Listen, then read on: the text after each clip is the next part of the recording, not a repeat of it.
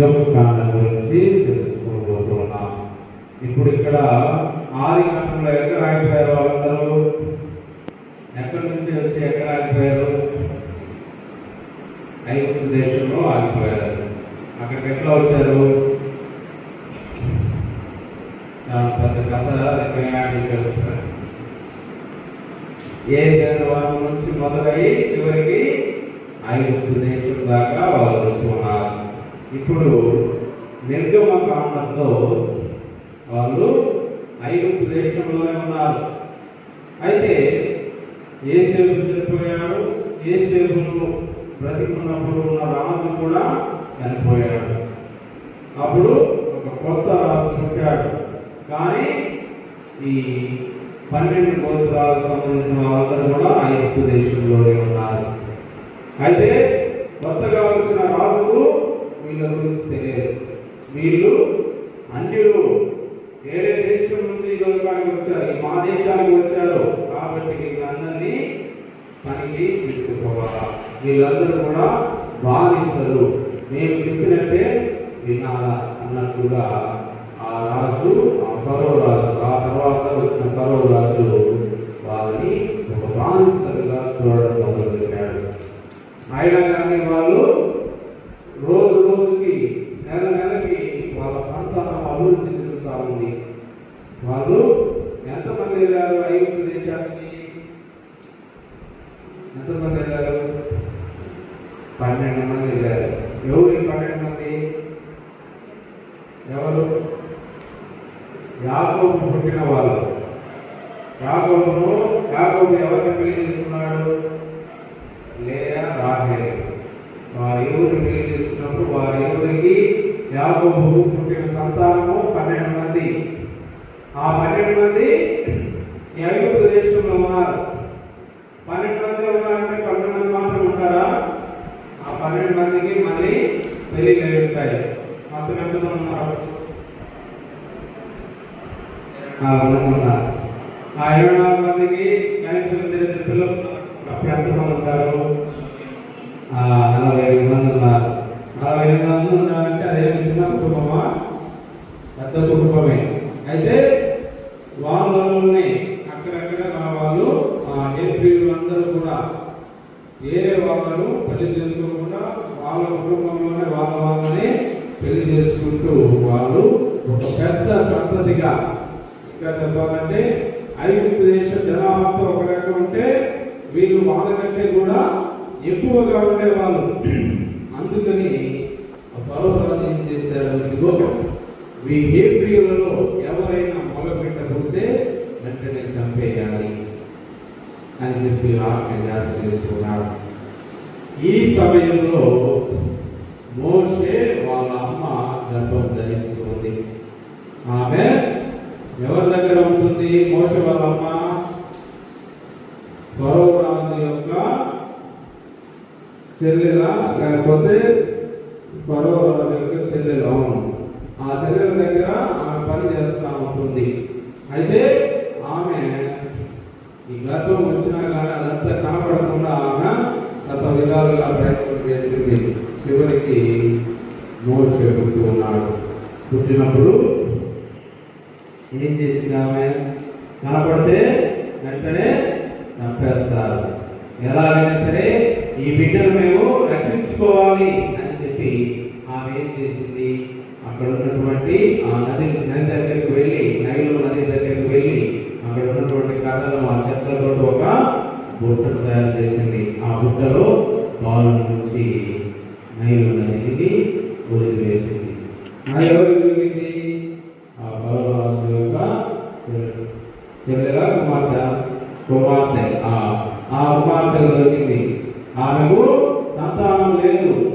ఎలాగైనా సరే ఈ బిడ్డ ఎవరు అనాథ బిడ్డ కదా, ఎలాగైనా చనిపోవాల్సిందే, ఈ బిడ్డను నా బిడ్డగా నేను తెచ్చుకుంటాను అని చెప్పి మోషే ఆ విధంగా ఆయన పెళ్లి పెద్దవాడయ్యాడు. మోషే అంటే నీటి నుంచి తీయబడిన వాడు అని దాన్ని ఆయన పేరుకు గల అర్థం. నీటి నుంచి తీయబడ్డాడు. ఎందుకు నీటి నుంచి తీయబడ్డాడు అంటే వాళ్ళమ్మ నైలు నదిలో వేసినప్పుడు ఆ నైలు నది నుంచి మోషే ఫరోరాజు కుమార్తె తీసి ఉన్నది. ఈ మాటను మళ్ళీ మీరు గుర్తుపెట్టుకోండి. ఇంకొకసారి కూడా ఈ మాట గురించి వస్తుంది. అయితే మోషే పెరిగి పెద్దలు అనేటప్పుడు ఎలాగైనా సరే తన గట్టిగా తన రక్తముతో ఉన్న వాళ్ళు ఏ పిల్లలందరూ కూడా వాళ్ళకి ఏ అన్యాయం జరిగినా కానీ, ఏ అక్రమంగా ఏమైనా వాళ్ళని కొట్టినా, ఏమైనా తిట్టినా కానీ వెంటనే మోషేకి కోపం వచ్చేది. ఇలా కోపంతో ఇద్దరిని చంపివేస్తాడు. ఇది చంపేసేదన్న విషయం ఫరోరాజు తెలిస్తే మళ్ళీ నన్ను చంపుతారని చెప్పి అతడు మిద్యానీకు పారిపోతాడు. అక్కడ పారిపోయి అక్కడ వాళ్ళ మామ దగ్గర అతడు గొర్రెలు కాసుకుంటూ ఉంటాడు. అప్పుడు దేవుని పిలుపు మోషేకు అందుతుంది. ఇదిగో ఐగుప్తు దేశంలో నా ప్రజలందరి బానిసలుగా చేసి వీళ్ళు సతవిధాలుగా బాధ పెడుతున్నారు, కష్టపెడుతున్నారు. కాబట్టి వాళ్ళని నేను రక్షించాలి. వాళ్ళ వేడుకలు నేను విన్నాను, వాళ్ళ ఏడుపులు నేను విన్నాను, వాళ్ళని నేను రక్షించాలి అని చెప్పి మోషేను పిలిచినాడు. పిలిచినప్పుడు ఇదిగో మండుతున్న పొదలో దేవుడు దర్శనమిచ్చి ఉన్నాడు. అప్పుడు అదంతా మీకు తెలిసిందే. ఆ తర్వాత ఇదిగో ఫరోరాజు దగ్గరికి మోషే ప్రవక్త వెళ్తాడు. అయితే ప్రభు అంటాడు, నువ్వు వెళ్ళి ఇశ్రాయేలు ప్రజలందరినీ కూడా నువ్వు తీసుకొని ఈ కొండ దగ్గర తీసుకొని రావాలి, సీనాయి పర్వతం దగ్గర తీసుకొని రావాలి అంటే నా వల్ల కాదు, అది నేను నత్తివాడిని, నాకేలా వచ్చు, నేను ఎలా తీసుకురాగలను వాళ్ళని అన్నట్టుగా మోషే ప్రవక్త చెప్పడం మనం చూస్తూ ఉన్నాం. సరే అని చెప్పి ఇదిగో నేను నీకు తోడుగా ఉన్నాను, ఇదిగో నీ తమ్ముడైన ఆరోనును నీతోనే పాటు ఉంచు, నీకు బదులుగా అతను మాట్లాడతాడు అని చెప్పి వారిని కూడా ఫరోరాజు ముందుకు పంపడానికి మనం చూస్తూ ఉన్నాం. అక్కడ ఫరోరాజు మోషే చెప్పిన వెంటనే సరే వెళ్ళిపోండి అని చెప్పి పంపించాడా? పంపలేదు. ఆయన పంపలేదు. అయితే దేవుడు ఏం చేశాడు? 10 అరిష్టాలను పంపించాడు. ఆ 10 అరిష్టాలలో మొదటిది ఏంటి? నీరు రక్తముగా మారడం. నైలు నది నైలు నదిలో ఉన్నటువంటి నీరంతా కూడా రక్తంగా మారిపోయింది. ఆ దేశంలో ఉన్నటువంటి ఏ చోట ఉన్న నీరంతా కూడా రక్తంగా మారిపోయినప్పుడు ఉన్నటువంటి ప్రాణులన్నీ కూడా చనిపోవడాన్ని మనం అక్కడ చూస్తూ ఉన్నాం. ఆ విధంగా ఆయన వీళ్ళతో పెట్టుకుంటే నాశనం అయిపోతుంది మా దేశం అంతా అని చెప్పి వాళ్ళని పంపిస్తాడేమో అని చెప్పి ప్రభు ఆలస్యాన్ని చూపించారు. అయినా కానీ ఫరోరాజు లొంగలేదు. తర్వాత కప్పల దిగుడు అనగా ఐగుప్తు దేశం మొత్తము కప్పలతో నిండిపోయింది. అయినా కానీ ఫరోరాజు మనసు కలగలేదు. తర్వాత దోమలతోటి ఆ ఐగుప్తు దేశాన్ని మొత్తం కూడా నింపి ఉన్నారు. ఇంకా తర్వాత ఈగలతోటి ఆ ప్రదేశాన్నంతా ఐగుప్తు దేశాన్నంతా కూడా ఒకసారి మనం చూస్తూ, తర్వాత ఐగుప్తు దేశంలో ఉన్నటువంటి పశువులన్నింటినీ కూడా ప్రభు నాశనం చేశారు. తర్వాత ప్రతి ఒక్క ప్రాణికి బొమ్మలు వచ్చేటట్టు చేస్తూ ఉన్నాడు. అయినా కానీ కలగలేదు. వడగంలో వాన వచ్చి అందరి పొలాలు, తర్వాత మనుషులపై పడినప్పుడు వాటి కరువు వల్ల ఎంతో మంది దెబ్బలు గురి అయ్యారు. అయినా కానీ వాళ్ళు వదలలేదు. తర్వాత మిడుతలు వచ్చి ఆ ఐగుప్తు దేశం మొత్తం కూడా నాశనం చేశాయి. అయినా కానీ అతడు కలగలేదు. ఒక అంధకారాన్ని సృష్టించాడు దేవుడు. అయినా కానీ వాళ్ళు ఆ ఫరోరాజును లొంగలేదు. చివరికి ఎప్పుడు లొంగాడు అంటే ఇదిగో 10వ ఆదేశం ఏమిటి?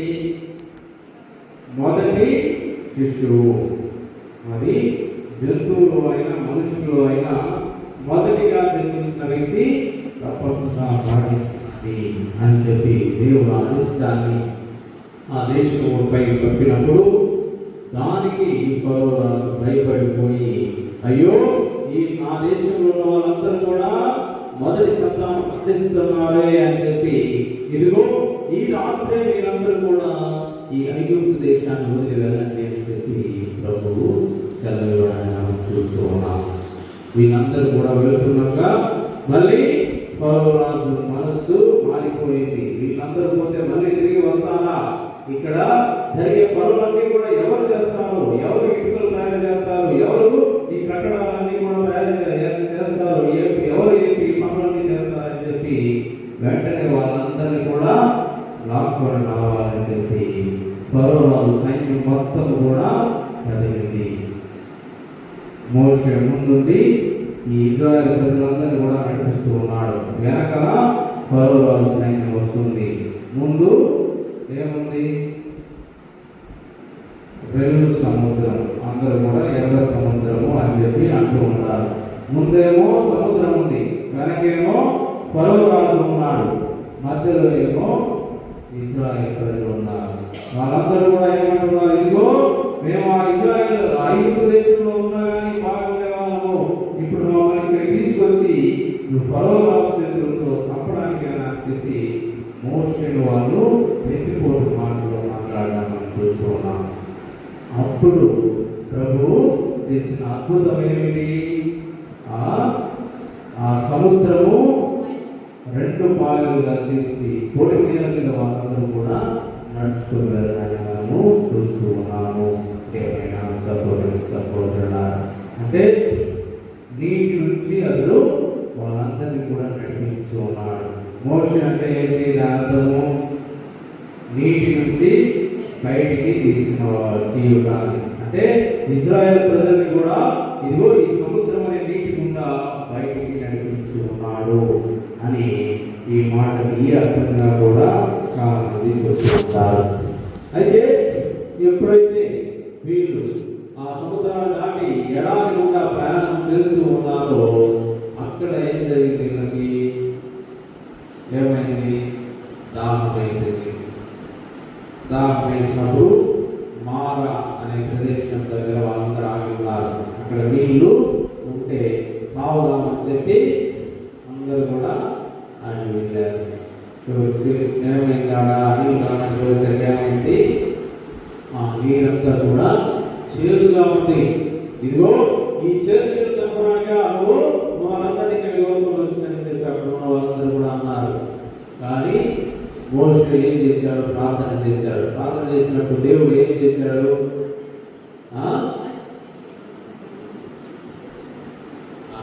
చెట్టు బొమ్మను ఆ నీళ్ళలో వేశాడు. వేసిన వెంటనే అది మధురంగా మారడం, తీయగా ఆ నీళ్ళు మారడాన్ని మనం అక్కడ చూస్తూ ఉన్నాం. ఆ విధంగా వాళ్ళు సీనాయి పర్వతం వద్దకు వస్తారు. ఆ సీనాయి పర్వతం కలిగి వచ్చినప్పుడు మోషే సీనాయి పర్వతం పైన ఉన్నాడు. 40 రోజుల పాటు ఉపవాస ప్రార్థనలు చేస్తూ ఉన్నాడు. కింద కొండ కింద ఉన్న వాళ్ళందరూ కూడా ఏం చేస్తా ఉన్నారు? 40 రోజులైంది. మోషే పైకి వెళ్ళాడు. మనమేమో అక్కడి నుంచి ఇక్కడికి వచ్చేసాము. ఈ ఎడారి మధ్యలో ఉంటున్నాము.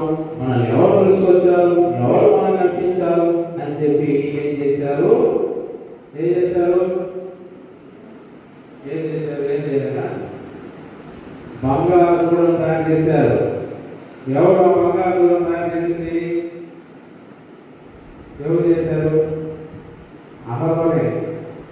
ఇదిగో నువ్వు బొమ్మలన్నీ బాగా చేస్తావు కదా అని చెప్పి వాళ్ళు తెచ్చుకున్న బంగారం అంతా అడిగించి, ఇదిగో నువ్వు బంగారు రూపం తయారు చేయి అని చెప్పి తయారు చేయించి, ఇదిగో ఇదే వాళ్ళని ఇక్కడికి నడిపించింది, ఇదే దేవత అని చెప్పి అందరూ మొక్కుతూ ఉన్నారు. ఆ టైంలోనే తండ్రి దేవుడు ఇచ్చిన 10 ఆజ్ఞలు పట్టుకొని బండపై వచ్చి మోషే ప్రభువుతో వస్తూ ఉన్నారు. వచ్చి ఇదిగో ఏంటి మీరు చేసేది? ఏ పని చేస్తున్నారు? దేవుడు విరుద్ధంగా చేస్తున్నారని చెప్పి అక్కడికక్కడే ఆ 2 రాత్రి పగలను పగలగొట్టడానికి వారి మీద విసిరివేయడానికి మనము చూస్తూ ఉన్నాము. అయితే ఆ తర్వాత మళ్ళీ 40 రోజుల పాటు ఆ దేవుడిని ప్రార్థించి మళ్ళీ 10 ఆజ్ఞలను తీసుకుని రావడానికి మనం చూస్తూ ఉన్నాం. వీళ్ళు ఎడారిలో ప్రయాణించేంత వరకు కూడా దేవాది దేవుడు వాళ్ళకి ఎల్లప్పుడూ కూడా తోడుగానే ఉన్నాడు. పగలు మేఘస్తంభమై, రాత్రి అగ్నిస్తంభమై వాడు ఎల్లప్పుడూ పట్టు పెట్టుకునే ఉంటూ ఉన్నాడు. వారు దాహంగా ఉంది అన్నప్పుడు బండ నుంచి నీరు తీసుకుని వచ్చాడు. ఆకలిగా ఉన్నప్పుడు ఆకాశం నుంచి మన్నాను కురిపించి ఉన్నాడు. ఎన్నో అద్భుత క్రియలతో వాళ్ళని దేవుడు ఎల్లప్పుడూ అడ్డు పెట్టుకుని నడుస్తూ ఉన్నాడు. కానీ వీళ్ళు మాత్రము దేవుడిని విడిచిపెట్టి వీళ్ళ జీవనాన్ని వీళ్ళు కొనసాగించడం చూస్తూ ఉన్నారు. ఆ విధంగా దేవుడు 10 ఆజ్ఞలు ఇచ్చిన తరువాత దేవుడు మోషేతో చెప్తూ ఉన్నాడు, ఇదిగో నీవు ఒక గుడారాన్ని ఏర్పాటు చేయాలి. ఆ గుడారము ఇన్ని కొలతలతో నేను చెప్పినట్లు ఇది ఇంత సైజు ఉండాలి, ఇంత సైజు ఉండాలి, ఇది ఈ విధంగా ఉండాలి, ఈ విధంగా ఉండాలి, దానికి ఇన్ని చక్రాలు ఉండాలి, ఈ ఇంత పొడవు ఉండాలి, ఇంత వెడల్పు ఉండాలి అని చెప్పి దాని నియమ నిబంధనలను ప్రభు మోషేకు చెప్తూ ఉంటాడు. ఎందుకని ఈ గుడారం ఎందుకు అంటే ఇదిగో దీని తర్వాత నీకు ఒక మందసాన్ని ఏర్పాటు చేయాలి. ఆ మందసాన్ని ఇక్కడ ఉంచాలి. ఆ మందస్సు మరి ఏ విధంగా తయారు చేయాలి అది కూడా అక్కడ రాయబడి ఉంటుంది. మందస్సు అనేది ఎంత పొడవు ఉండాలి, ఎంత వెడల్పు ఉండాలి, అది పట్టుకోవడానికి ఏ విధంగా అనుకూలంగా ఉండాలి, దాని మీద ఎన్ని కెరూబీ దేవదూతలు ఒకరు ఉండాలి అని ప్రతి ఒక్కరికి కూడా అక్కడ మోషేకి దేవుడు చెప్తూ ఉంటాడు. ఒక మందసాన్ని ఏర్పాటు చేయాలి, ఒక గుడారాన్ని కట్టాలి, దాని తర్వాత ఒక దీపస్తంభాన్ని ఉంచాలి, ఒక బలిపీఠ స్తంభాన్ని తయారు చేయాలి అని చెప్పి ప్రభువు అతనికి అవన్నీ కూడా కొలతలతో సహా అన్నీ కూడా చెప్తూ ఉన్నాడు. ఆ తర్వాత ఒక యాజకుని ఏర్పాటు చేయాలి.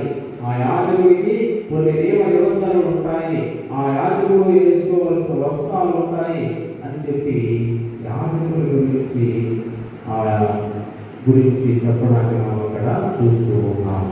అంటే ఏదైనా వాళ్ళ నుంచి వాళ్ళు దేవుడి నుంచి దూరం అయిపోతే వాళ్ళందరూ ఐగుప్తు దేశంలో బానిసలుగా ఉంటే వాళ్ళ ఏడుపులను దేవుడు మోషేను పంపిస్తే మోషే నుంచి వీళ్ళందరూ కూడా ఐగుప్తు దేశం నుంచి బయటకు వెళ్ళి ఎర్ర సముద్రం గుండా బయటకు వచ్చి అక్కడ దేవుడు ఇచ్చిన ఆజ్ఞలను ప్రతి ఒక్కరు పాటించాలి. 10 ఆజ్ఞలను ఆయన చెప్పిన నియమ నిబంధనలను పాటించాలి.